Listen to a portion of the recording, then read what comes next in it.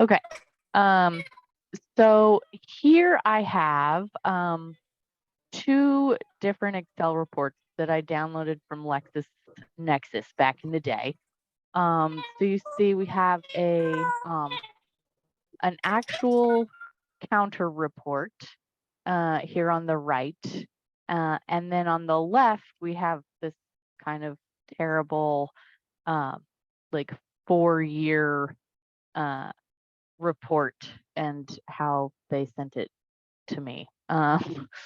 And so I'm going to start with the counter report. And the first thing that I do when I get something, and this is obviously a really small one, and I do have like an EBSCO one, so you can see the bigger one, is I create a table from it because that allows me to then analyze the data. So you select the cells that include the data along with the headings and insert table. My table has headers. So now I have this, and yes, this is not, a ton of data, so I could have hand added it.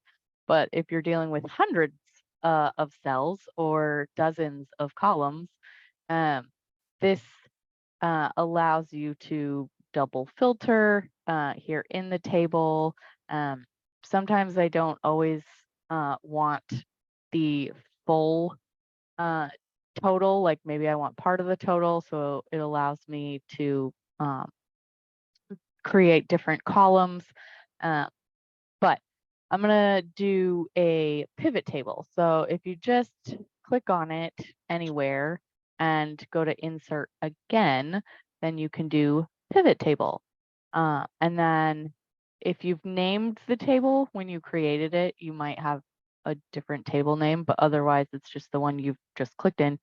And then I go ahead and put it in a new worksheet so that if I'm messing around with it and then hate it, I can just delete it.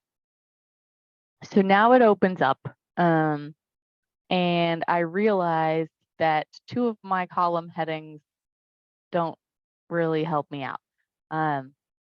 So I am going to make sure that I name this. So this is, I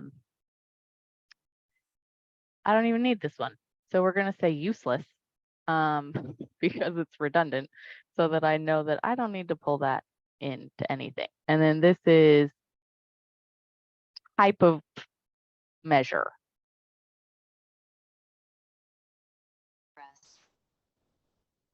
Now, obviously, it's not updated yet, but if we go to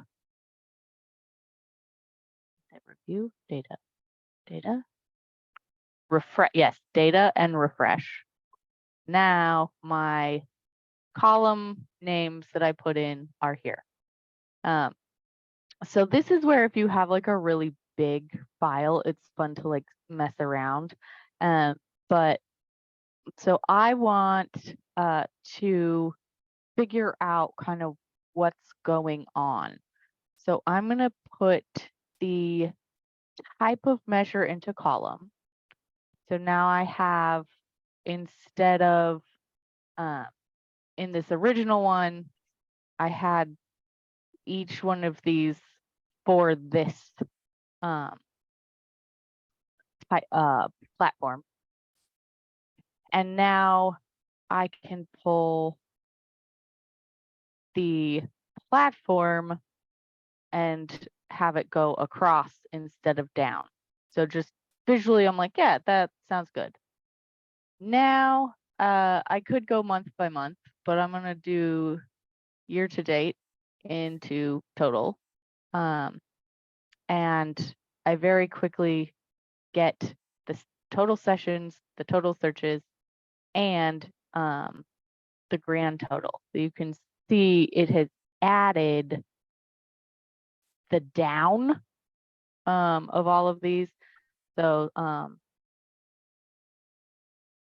I didn't have to do that. I didn't have to write an equals, sum, parentheses, yada, yada. But I'm like, you know what? I really don't want April. And so now, like, or maybe that's, I only have April. But yeah, so you can play around. And what's nice about starting with something that's small like this, yeah, so that just only gave me April. And if I did this, then I can, and you can change the order of these. Don't ask why I have January, February, March, April, and then September. Probably because, oh, no one probably used LexisNexis all summer.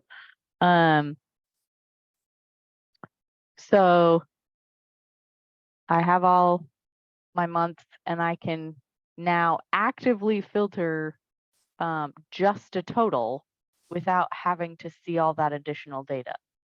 Not particularly fancy if you only have 8 lines that you're dealing with. But when you're talking about a ProQuest report where they have like pulled every single micro collection out of Academic Complete, and then they've got the micro collections of the micro collections, and you're like, then it's kind of nice to have a simplified thing. Now, when you got this table, now your pivot table that's all pulled, what's great is you can insert a recommended chart. So again, not super cool when you only have this one line, but when you've got a lot of stuff, you can very instantly create these visualizations that you can then copy and paste into presentations or reports or grant applications or budget justifications or comparisons, etc. And you look exceedingly brilliant, and you have done something in 3 minutes, writing no formulas, and not having to do a ton of work. So yeah, so we've got this example here, and this one even allows you to filter the visual, filter the platform if we had more than one platform, etc. So that's like super, super basic. So you can see how you can take, yeah, Amy. Oh, I just realized I had my mic on this whole time. I'm trying to follow along with a really confusing report that I was sent from a vendor because I couldn't run it myself. And it lists every journal like several times, and each journal in it has the searches and requests and full text retrievals. And so it looks like I could use this process because I just kind of throw it. I'm like, I'm not going to go count these things by hand. I don't know Excel well, but it looks like I could use this process to kind of sort them and pull out those numbers pretty easily, but I can't figure out, I must have missed it, how you got it to show you the total on the pivot table. Yeah, so in the I have it up on my screen too, and I could share it. Oh yeah, let's do that. I will stop share. I will also go to advanced settings. I would really love help with this. Yeah. Okay. Okay, so let me show you. This is what they send me. So this is from a database we have called Anthrosource, and Wiley sends me the statistics. And so for each journal, I guess it's only showing me 2 things. For each journal, it's showing me right, the unique and the total. Right. And so I'm looking for a way to sort that. Yeah. Have it count for me. So I did the table, and then I did the pivot table, and then I was. So now under values, and actually, so under values, is there a total in the original table? Reporting. Yes, report. Yeah. So pull that into value. Oh, okay. Got it. Yeah. So that's This is all brilliant. of This is going to save, because I was looking at every year, I look at the instructions and it says to prefer a report that does it this way, where it pulls out like every journal, and I'm just like, how, or for every database that vendor has. And it was just Yeah. frustrating to me that they told me to use that table, but then the data wasn't in a format that was usable to me unless I sat there and counted it up. So I'm so thrilled to learn how to do this today. Yeah. And what's nice too is that you could pull like the column with the journal titles into like the, instead of the total request, like you could switch it up so that you could get every single journal with the unique and total next to each other instead of having the duplicated journal titles. And then you can sort them by most used really quickly. So yeah, I love pivot tables because you can just kind of mess around with them so easily. Cool. Thank you. Yeah, Abby. Hey, Amy, what was the report that you were working from? The one that they sent me. Or yeah, that we were just live It is troubleshooting? TRJ1. Okay, cool. Thanks.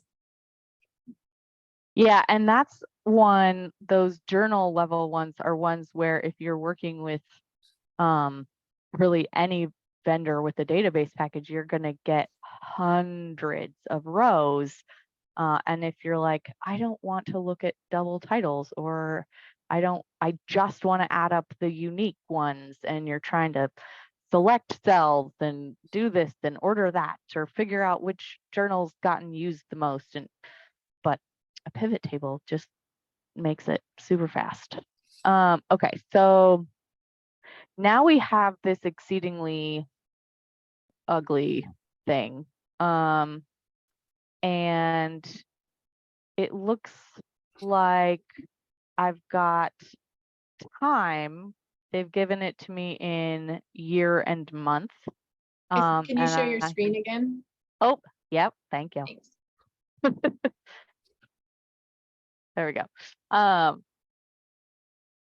So this is an example of one of those ones where like the vendor has their own little report that they can give you.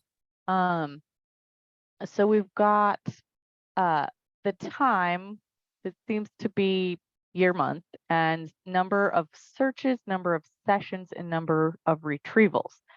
But if you look across the line, this looks like March 2018. This is April 2018.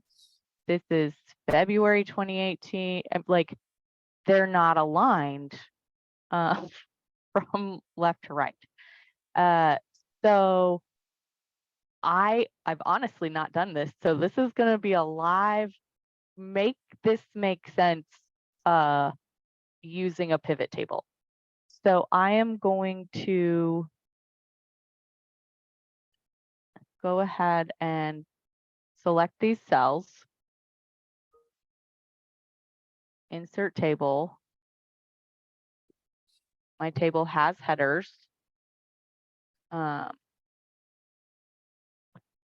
And now I'm gonna insert a pivot table.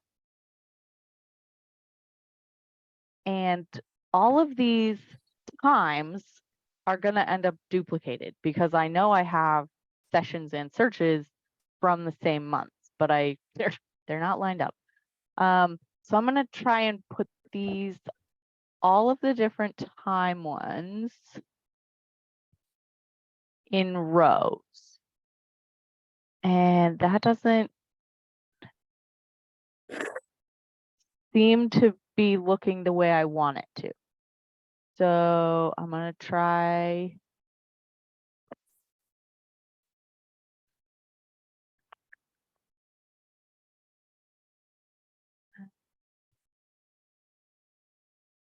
That moved values. Well, let's just throw searches in and see what happens too. Like that's the other thing. Yeah, that's not the way we want that to look. What I love about pivot tables is you can just drag things back and forth. And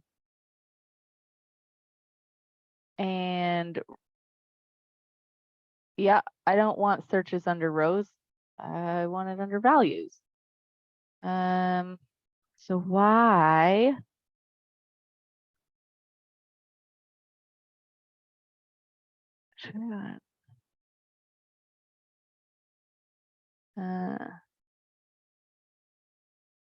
Oh, okay, hold on. Now, okay. Now I want to filter to anything that's not. Yeah, okay. So there's a summary for 4 years, which is great, but not what I'm looking for. But I can filter these. And look at the same month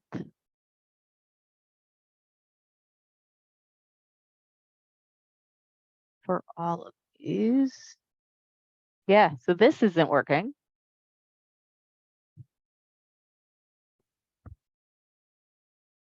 What? Maybe I can. If I do. Okay, so. Yeah, okay, so it combined it now. So we've got 2016-05. So we've got May of 2016, and we are seeing the summary of searches, sessions, and retrievals. So now I'm going to go back and be like, did this really do what I want it to do? And what did I say? May of 2016. So then I might just, okay, so here's the May 903. Here's the May 145, and this one is 121. So like, how annoying is that? But now, did I not look at the 2016 May 903 searches? Okay, so that translated across. Sessions 29.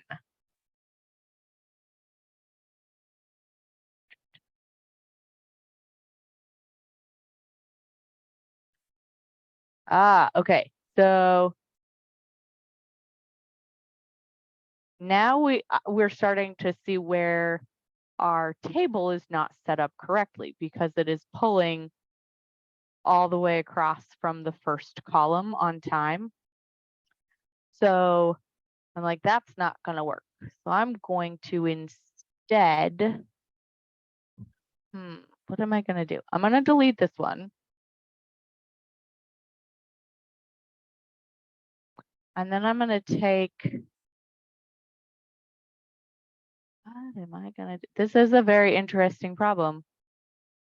I'm going to think about it for a little bit, and I'm going to move on to a counter report that I have because that one is something we're used to looking at.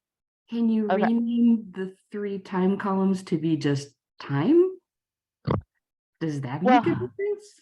I Like could convert them to, I could write a formula to convert this to year and month.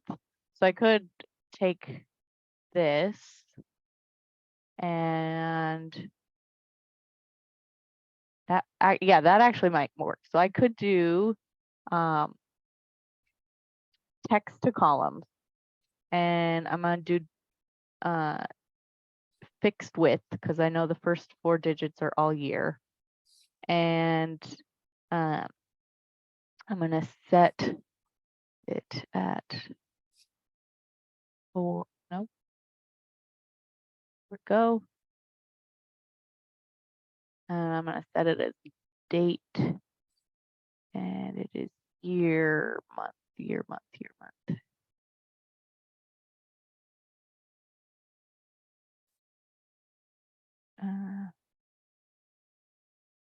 Okay, so now we have this as a year. And we know this is month. So then I can do that again.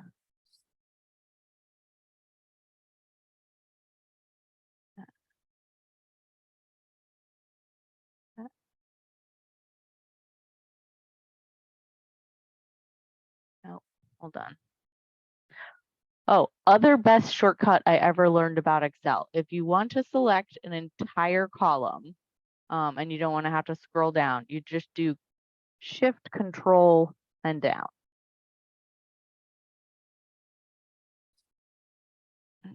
Gonna do fixed width.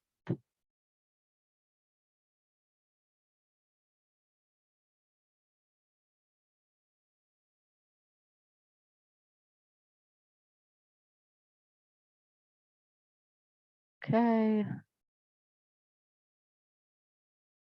And yeah, I feel like this is a little ridiculous and it needs quite a bit of manipulation to make it work, which is not entirely uncommon with stupid vendor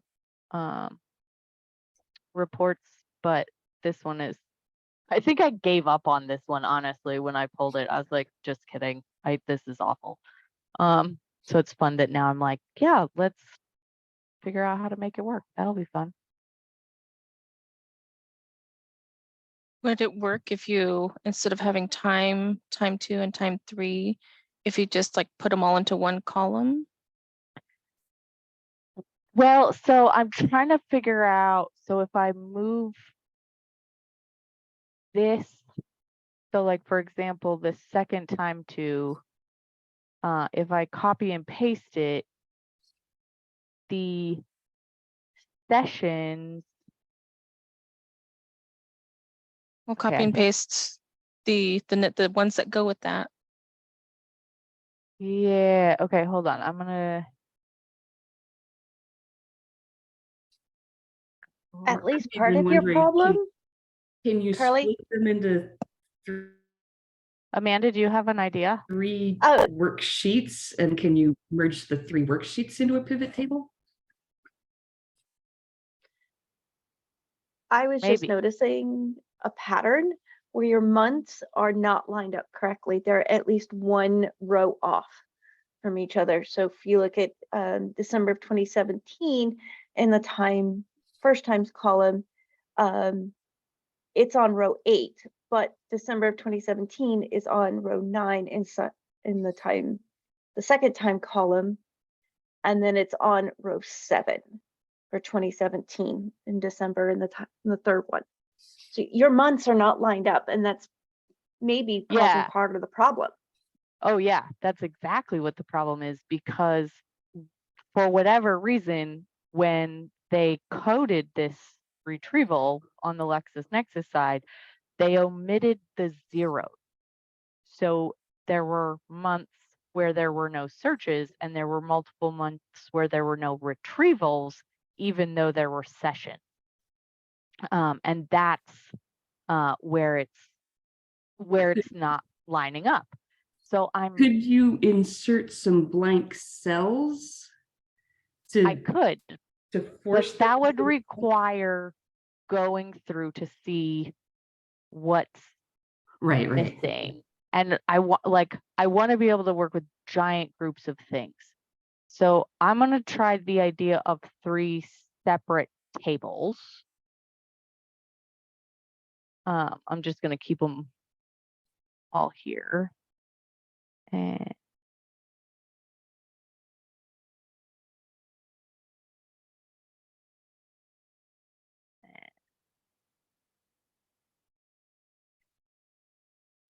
okay, now how can I do this?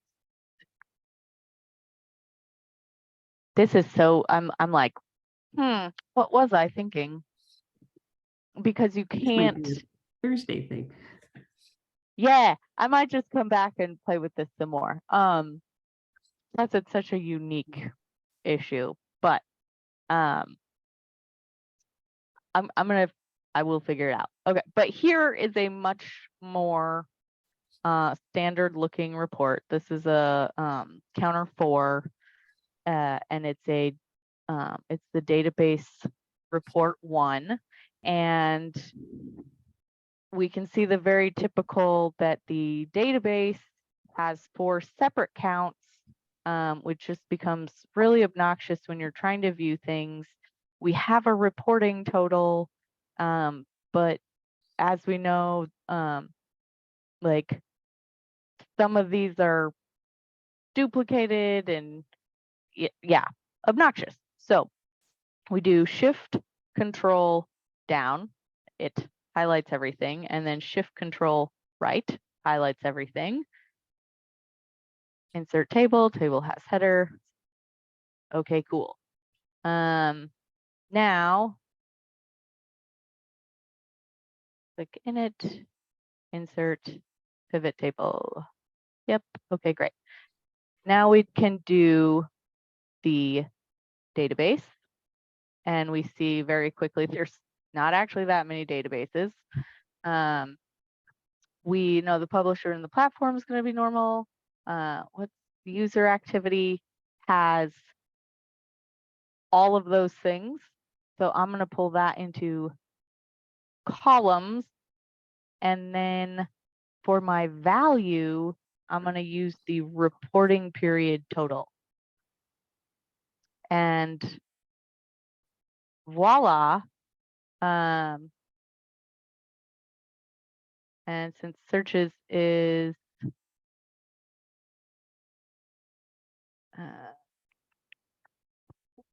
and federated is off, we can deselect it, and we have record views, searches, and clicks for each of our databases from EBSCO.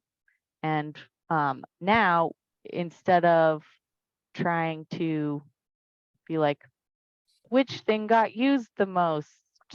This is a lot. And, you know, like if you did this and just sorted from largest to smallest, you've got all the different user activity. And you could do another thing, and you could, you know, limit by this, but you can't switch it back and forth all that quickly. You do this, and you can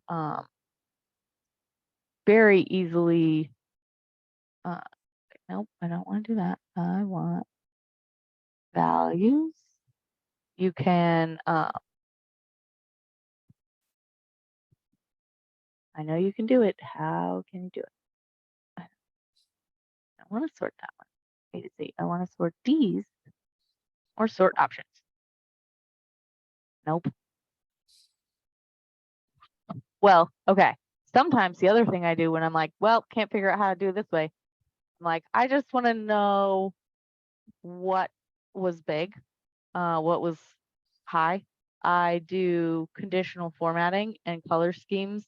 And so the highest level stuff gets green and the lowest level stuff gets red. And then I can obviously academic search complete, but then you can see no real shock here. The religion database at Whitworth, communication and mass media complete, education research complete, Medline, and SocIndex. If we wanted stronger stuff, we could actually I want to remove this. I'm going to not include academic search complete. And now I've got like a stronger visual, since that one obviously way overpowers. It's the same stuff. But so now if you're like, if a faculty member is wondering why you're trying to buy another religion database or why you refuse to cancel Medline, you know, you have a very quick visual that you can share that has total usage. And of course, you can also do a chart from this one. And again, because it includes academic search complete, it's going to have super high bars for some and not very high for others, which isn't going to be great, but we can preview some other types. I don't want line that way, but okay, yeah. So here's this line one, and I'm like, yes, but I don't want it this way. So I am going to change the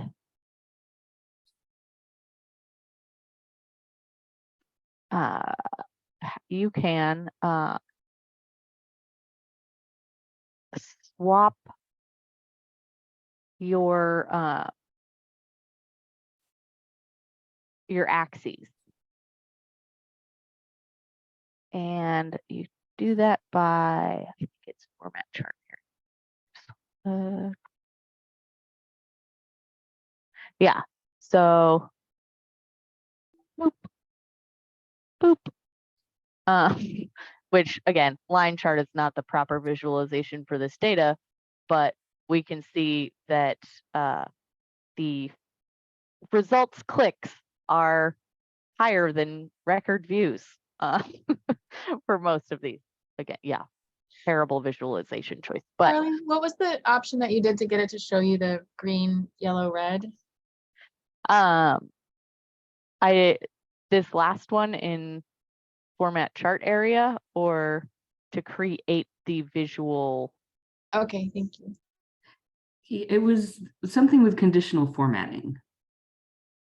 Oh yeah, the I green, think it sorry, is yes, colors. green, yellow, red is sorry, I swapped these. You select the set of numbers that you want to create a visual on, and then you do color scales. And so this is green gets highest. Okay, This is thank you. red gets highest. You can also just do Christmas, Captain America colors, as my daughter calls them. Yeah, and you can then customize those too if you want it. Oh, and Carly, I Googled the sorting thing, and it says, so even if the sort option says A to Z, if there's a number in the column, it will sort A to Z will sort the highest numbers first. Okay, so let's. So you right click and then go to sort.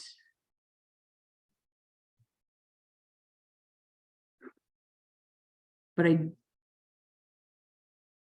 yeah, and so do either an ascending or a descending sort, I guess. There we go. So the right click didn't work when I was just clicked in the pivot table, but when I selected the column, so now we can see Atla, Soch, Ed, Com, Medline. So it's always interesting to me when I was looking at this in the searches versus clicks. I always felt like if there were a high number of searches and a low number of clicks, that indicated that perhaps students didn't understand what was in the database. So they were going to it directly from our A to Z list and doing a search for what they thought they'd find, and then the results weren't what they expected. And so I usually use that as a kind of anecdotal measure of, hey, other subject librarians, your description on your research guide might not be terribly great, or I would check and see which research guides the database was on. So yeah, so that's a counter for example. I also, so here's an Oxford one, very similar, and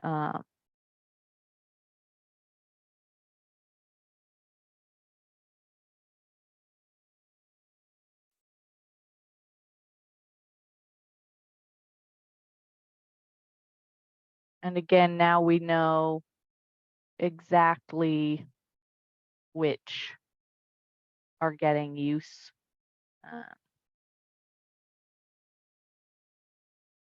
From Oxford. So just like so much faster than trying to write summaries or, okay, I'm going to do only record views here. Okay, great. That's the 0 1. Good example, Carly. Only searches.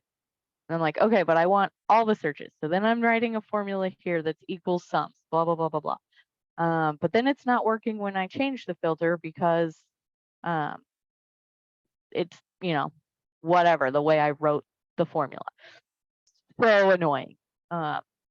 So pivot tables kind of changed my life because of that. Okay, so the last Excel one that I just, you know, your data probably looks different, and in fact, even our data looked different. But in the short time that we did a Google Sheet for our ref stats, I had a form that basically automatically took date and time submitted, but also allowed the librarian to put in the date and then select the hour from our open building hours, not just our ref desk manned hours. Time spent was not a mandatory field, so some of these will be null. And then provider was sometimes librarian, sometimes staff, sometimes student. Looks like this one that I pulled was just librarian. And then mode of contact was required. So I already created this one earlier so that I could play around with it. So I was able to show very quickly where our highest need for a manned ref desk was, and also justified that we really didn't need to be staying the weird extra half an hour after 9 o'clock that we used to. So you can see on this one, I used red to show highest need of staffing.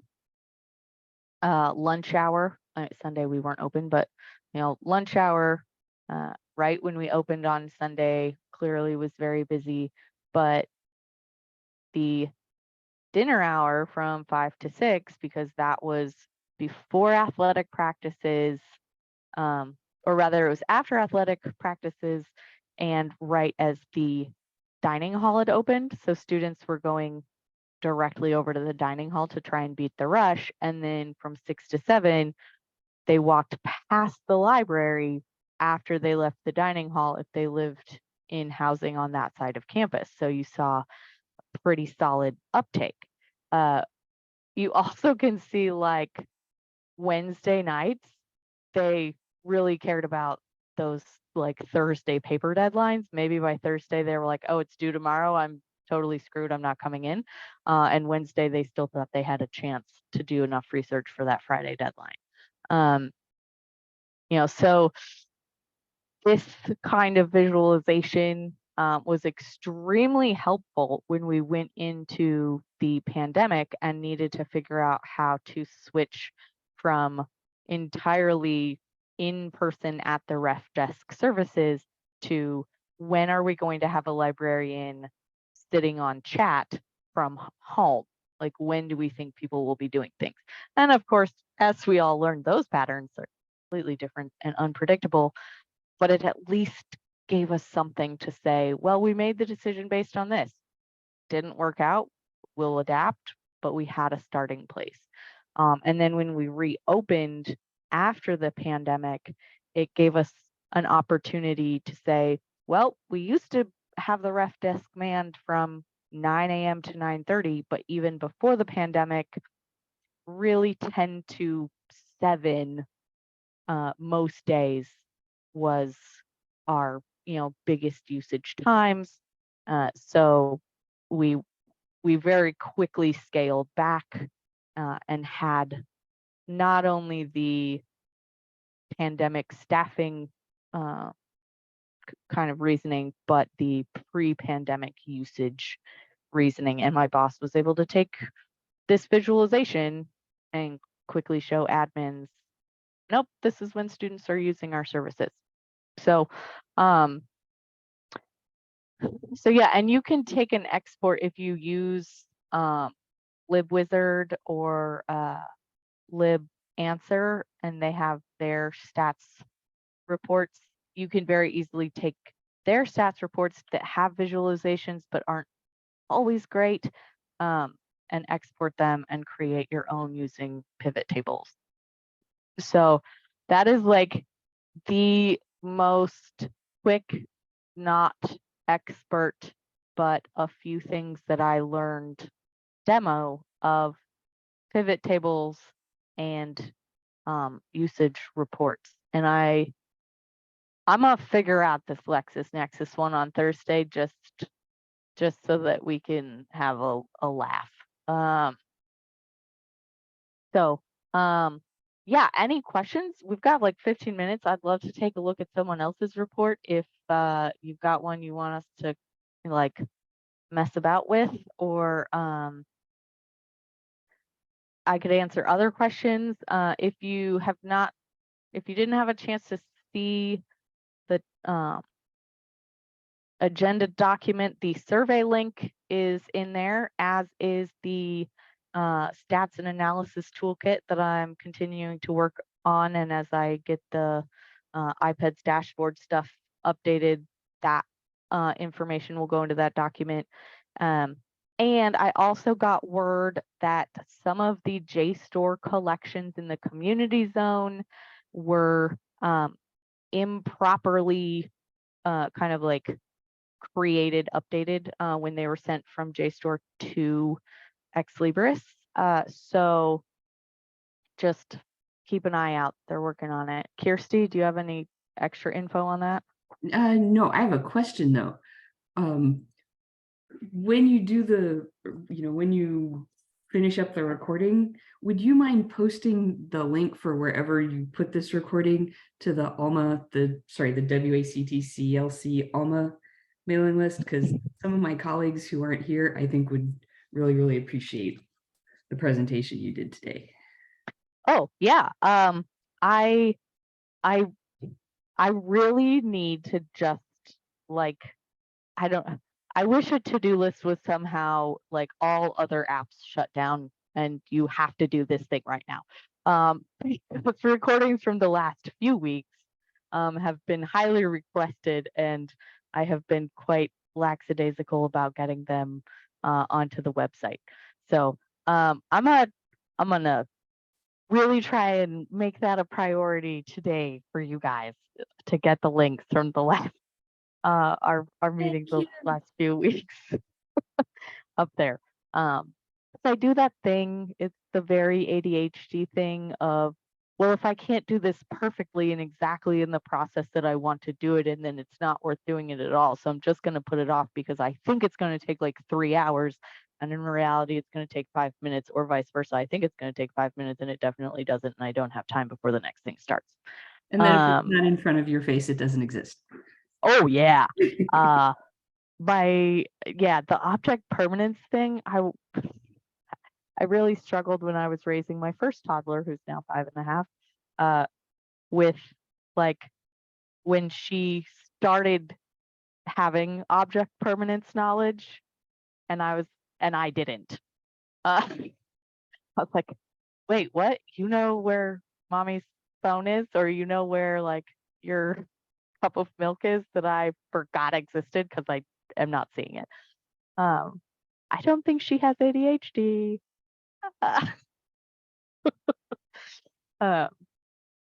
So, yeah, really gonna work it. Oh, okay.